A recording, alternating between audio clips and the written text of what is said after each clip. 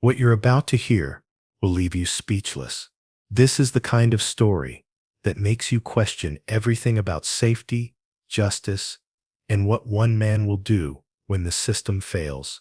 It happened in Brooklyn just this past September, and the man who told me this story, well, he's someone who never thought he'd have to become a hunter again.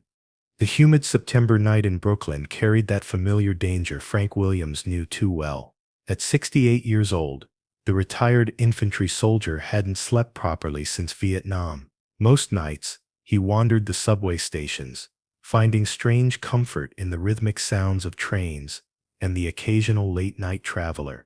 That particular night at Atlantic Avenue Barclays Center Station would change everything.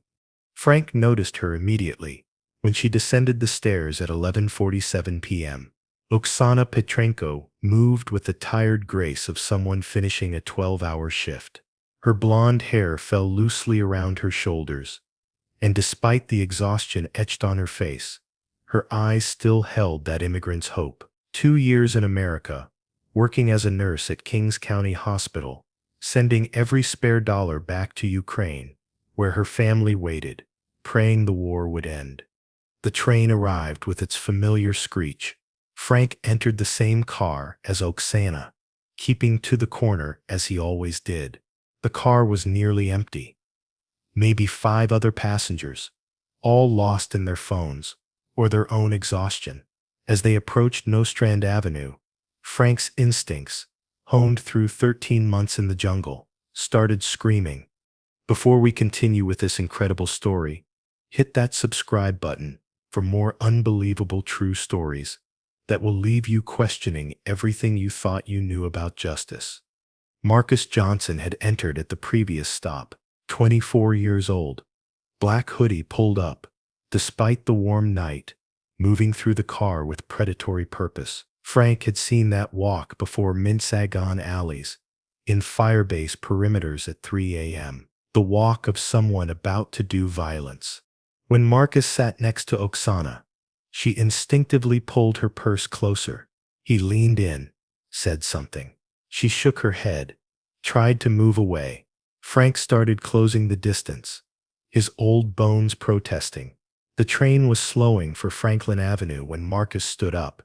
The knife appeared so fast that Oksana's scream came after the first strike. Frank was moving, but his 68-year-old body betrayed him. 10 feet, 8 feet, the second strike went in. Blood spread across her white nurse's uniform, like spilled wine. 6 feet, 4 feet, the third strike found its mark. Frank reached them just as the train doors opened. Marcus shoved him hard, and Frank's head cracked against the metal pole. Stars exploded across his vision. Through the haze, he heard running footsteps, screams, the door chimes. When his vision cleared seconds later, Marcus was gone, and Oksana lay crumpled on the floor. The old soldier's training kicked in. He pressed his hands against the wounds, trying to stem the flow, but there were too many, too deep. Oksana's eyes found his, and she whispered something in Ukrainian. Frank didn't understand the words, but he understood the meaning. Every dying soldier spoke the same language, calling for their mother, their family, their home.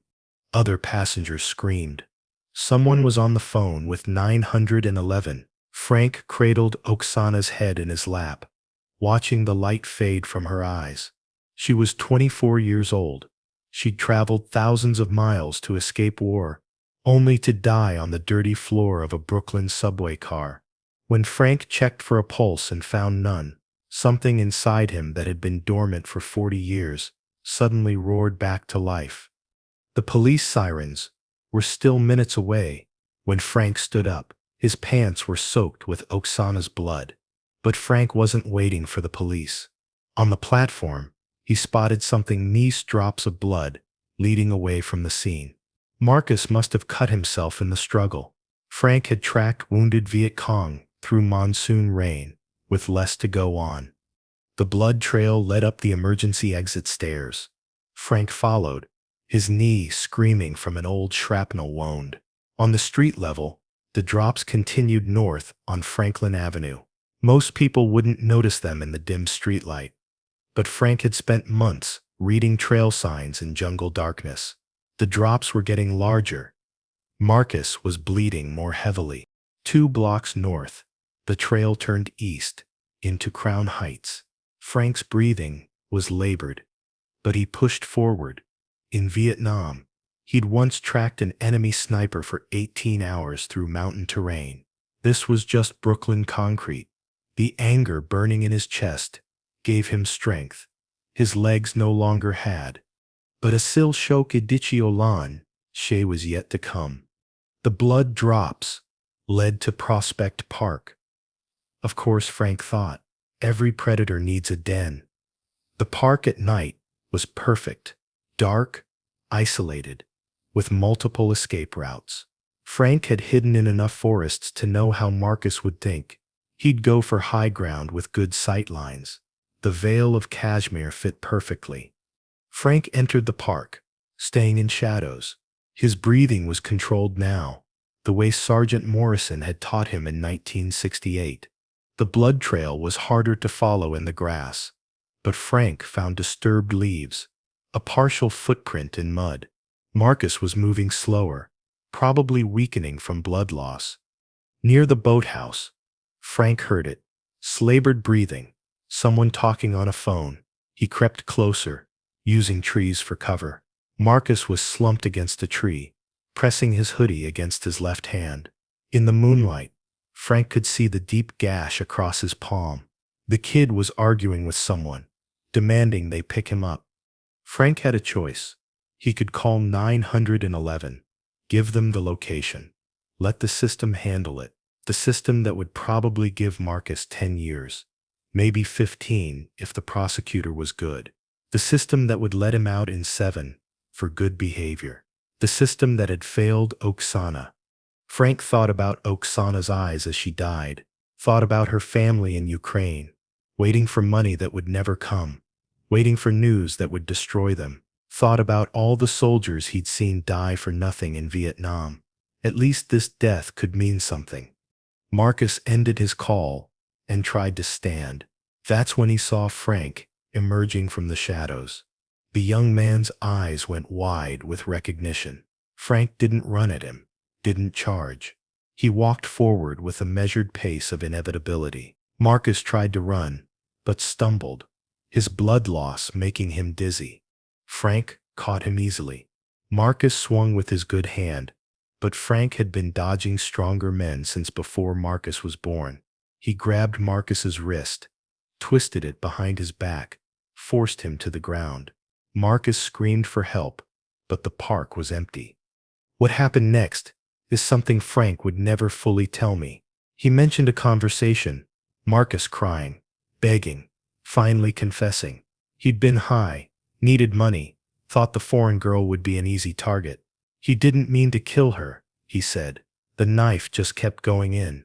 Frank told me he held Marcus there for what felt like hours, but was probably minutes, wrestling with decades of trained violence, with the desire for vengeance, with the weight of Oksana's death. He could feel Marcus's pulse racing under his grip, could end it with one motion the way he'd been taught. Dur dakika, buditeya kachirma. Because this is where Frank's story takes an unexpected turn.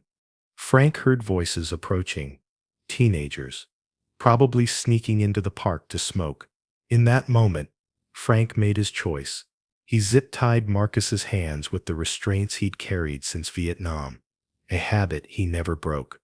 Then he called 911, not from Marcus's phone, but from his own, ensuring there would be no confusion about who caught whom.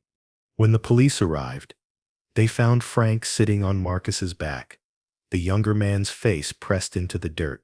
Frank had his military ID ready, calmly explained he was making a citizen's arrest for murder. The blood evidence was clear, Marcus's palm still bleeding from where he'd cut himself on his own knife during the attack.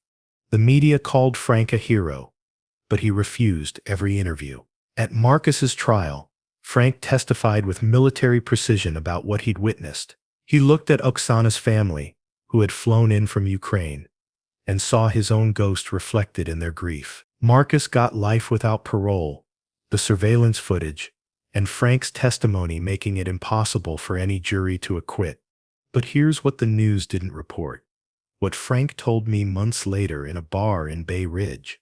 That night in the park, holding Marcus down, Frank had almost done it. Almost became the killer the army had trained him to be. What stopped him wasn't mercy or law or morality. It was Oksana's voice, whispering in Ukrainian, and somehow Frank understood she was saying, "No more death." Frank still doesn't sleep well, but now when he rides the subway at night, he carries two things: his old military restraints and a photo of Oksana that her mother gave him. He's appointed himself an unofficial guardian of the late-night trains, watching for predators, ready to act. The police know him, respect him, sometimes even radio him about suspicious activity. 3 months after the incident, Frank received a package from Ukraine.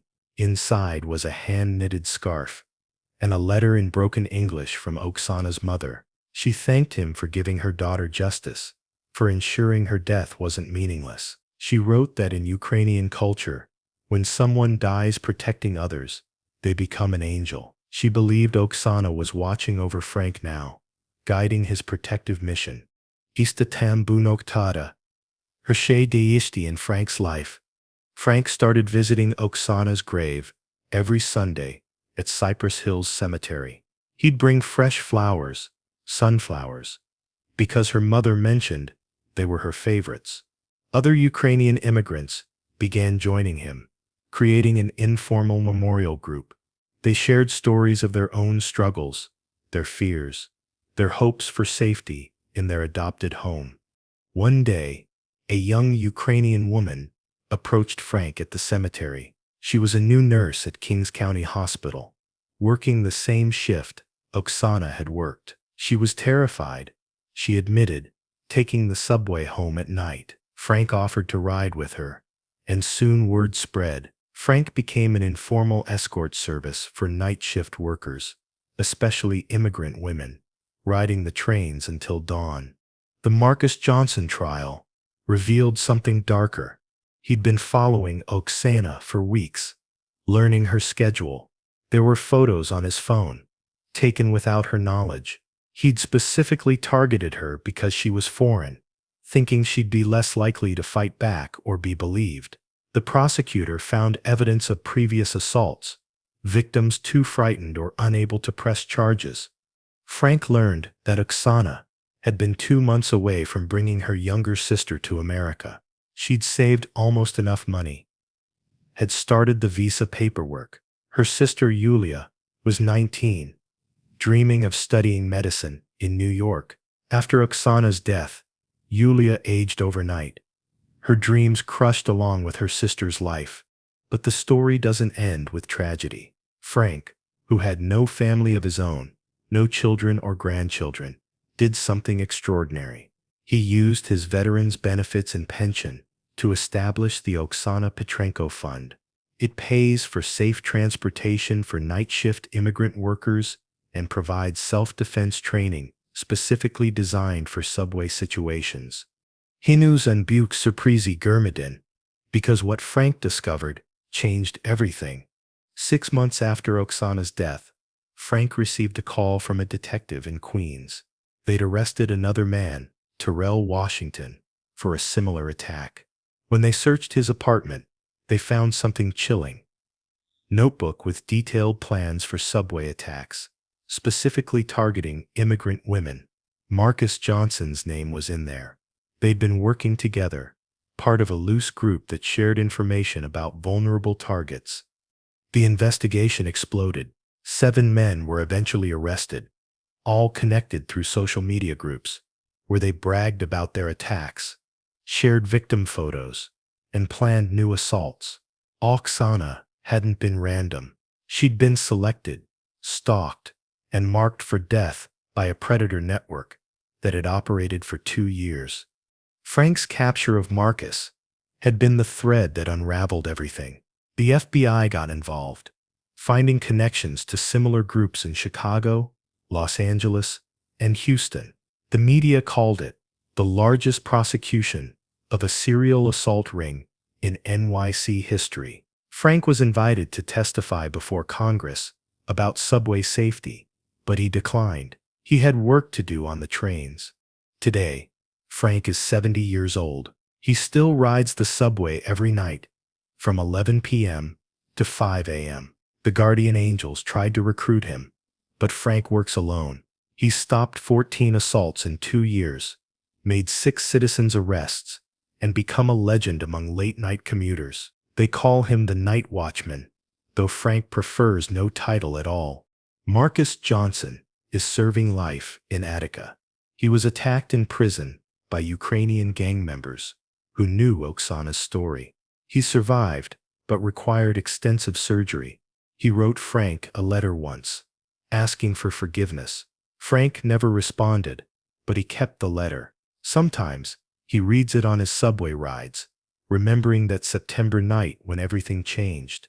The Brooklyn District Attorney created a special unit focused on subway crimes against immigrants, nicknamed Oksana's Law by prosecutors. Frank consults with them, teaching observation techniques he learned in Vietnam, adapted for urban terrain. Young cops think he's paranoid until he points out a pickpocket from across a crowded platform or identifies an assault about to happen by reading body language. In Nanmaya Kaksan, there's one more twist to this story. Last month, Frank got a call from Ukraine.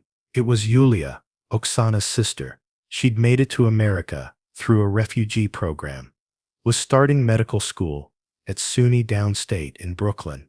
She wanted to meet the man who caught her sister's killer. They met at Oksana's grave on a Sunday morning, sunflowers in hand.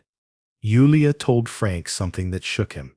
Tasana had written about him in her diary weeks before the attack. She'd noticed the old soldier who rode the trains at night, watching over people. She'd written in Ukrainian, "There's an angel on the subway, disguised as a tired old man.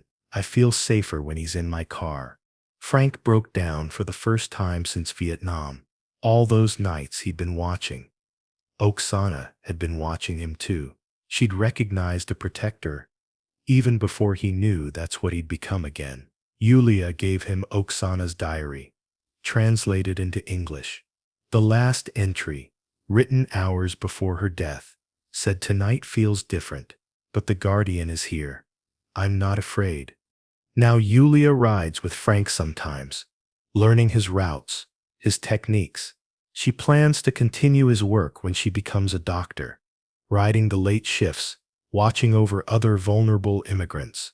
She's teaching Frank Ukrainian, and he's teaching her the Vietnamese phrases he learned 50 years ago. They're an unlikely pair, bound by tragedy, but committed to preventing others. The NYPD offered Frank a civilian commendation, but he refused. He doesn't want recognition. He wants what every soldier who's seen too much death wants: for the dying to stop. Every life he saves, every assault he prevents, he sees as partial payment on a debt that can never be fully paid. Sunshin si debu, but Frank seized it. 3 weeks ago, Frank was on the L train at 2 a.m.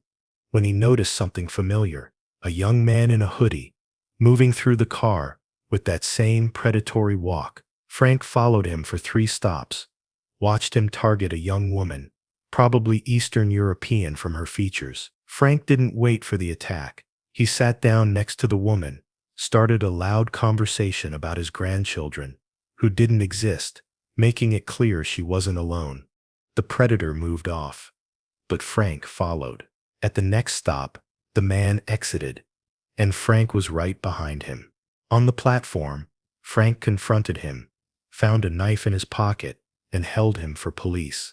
The man was connected to the same network, someone who'd slipped through the earlier investigation. This is the reality of Frank's life now. He's not a vigilante seeking vengeance. He's a guardian, a protector, a living memorial to a young woman who died believing in the American dream. Every night, he puts on his old army boots, clips his restraints to his belt, and descends into the subway tunnels. The other regular late-night riders know him now.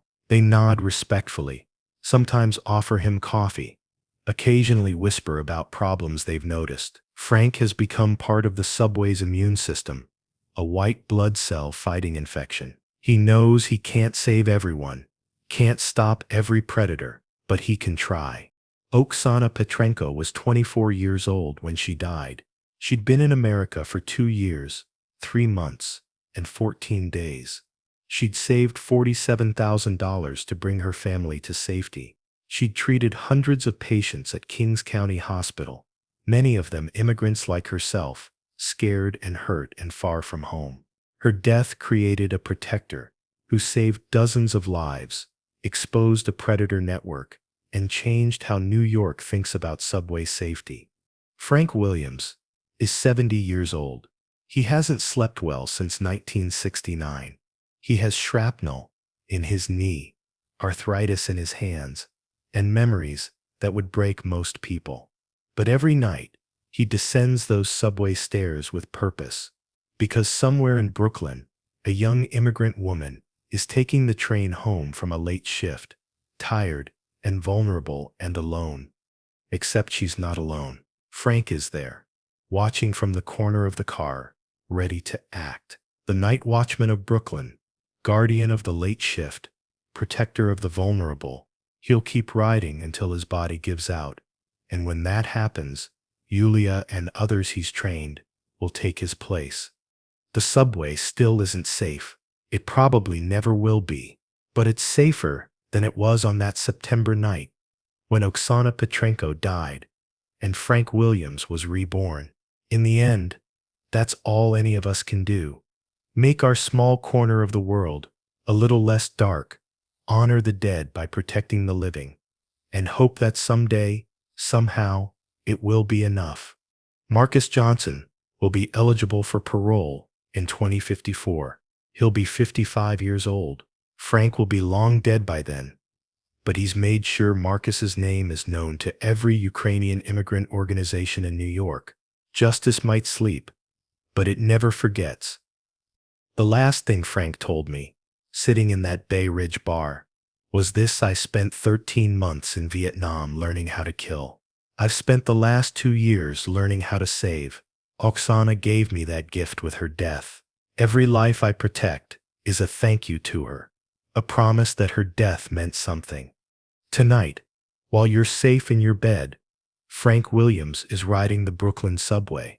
He's 70 years old, tired, hurting, but vigilant. He's watching over the night shift workers, the immigrants, the vulnerable. He's the guardian nobody asked for, but everybody needs. And somewhere in Brooklyn, Oksana's sister Yulia is studying for her medical boards, preparing to save lives in the same hospital where her sister worked. She wears Oksana's ID badge on a chain around her neck, a reminder of why she's here, what she's fighting for. This is their story. This is Brooklyn's story. This is America's story. Brutal, tragic, but ultimately about ordinary people choosing to stand up, to protect, to transform their pain into purpose. Frank Williams killed dozens of enemy soldiers in Vietnam, but he says catching Marcus Johnson, saving those lives on the subway, honoring Oksana's memory, that's his real service to his country. That's his redemption. The trains keep running, the predators keep hunting, but now they know someone's hunting them too.